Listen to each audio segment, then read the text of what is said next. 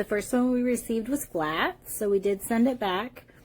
It wouldn't hold the air in it. Of course, you receive it flat, you have to air it up, but it wouldn't retain the air inside of it. So we did receive a second one after we send that one back, and it's perfect. We've been playing with this one for 2 months now.